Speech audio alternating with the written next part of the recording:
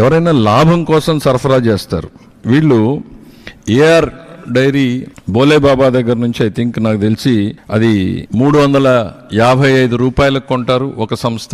రెండో సంస్థకి 318 రూపాయలకి దాన్ని సరఫరా చేస్తారు. టీటీడీకి వచ్చేటప్పుడు 319 రూపాయలు, అంటే ఒక కిలోకి 35 రూపాయల నష్టంతో సరఫరా చేస్తారు ఆన్ రికార్డు. 2019 నుంచి 2025 వరకు మీకు కనీసం ఒక నువ్వుల నూనె 180 రూపాయల నుంచి 268 రూపాయలు ఉండేది కనీసం 26కి ఈ రోజుకి. సో వీళ్ళు సప్లై చేసే కాడికి మామూలు బజార్లో దొరికే ఒక నెయ్యి కనీసం 420 రూపాయలు కిలో 2019 460 రూపాయలు 2020 21కి 500 రూపాయలు. అలాంటి నెయ్యి వీళ్ళు ఒక్కళ్ళకే మనకి 300 నకిలీ 319 రూపాయలు ఒకటి, 329 రూపాయలు ఒకటి, ఇవన్నీ కూర్చోబెట్టి ఈ నెయ్యిని సప్లై చేస్తారు. దీన్ని బట్టి మనకు అర్థం, దీన్ని బట్టి బేసిక్ ఒక హౌస్ వైఫ్ చెప్పగలరు, ఒక గృహిణి చెప్పగలరు ఇది ఎంత కల్తీ జరిగింది అనేది. చంద్రబాబు నాయుడు గారి హయాంలో 2015 నుంచి 19 వాళ్ళు ప్రొక్యూర్ చేశారు కదా నెయ్యిని. ఏ రేటుకు ప్రొక్యూర్ చేసినారు?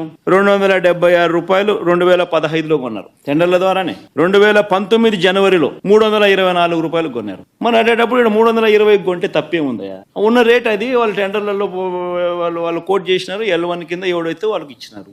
ఏం తప్పు జరుగుతూ ఉంది? నీ హయాం అంతా ఇదే రేట్లతోనే జరిగాయి, కొనుగోలు చేశారు. మరి ఇప్పుడు కూడా అదే రేట్లతోనే కొనుగోలు జరుగుతూ ఉంది. కేవలం చంద్రబాబు నాయుడు ఇప్పుడు ఆయన హెరిటేజ్ పాలను కార్టెల్ ఫామ్ చేసి నెయ్యి రేట్లు పెంచేసి ఆ కార్టెల్లో చంద్రబాబు నాయుడు హెరిటేజ్ కంపెనీ లాభపడాలనే ఉద్దేశంతో కొత్తగా ఇప్పుడు రేట్లు పెంచడం కోసం అని చెప్పి కొత్తగా ఇప్పుడు మాట్లాడుతూ ఉన్నాడు చంద్రబాబు నాయుడు.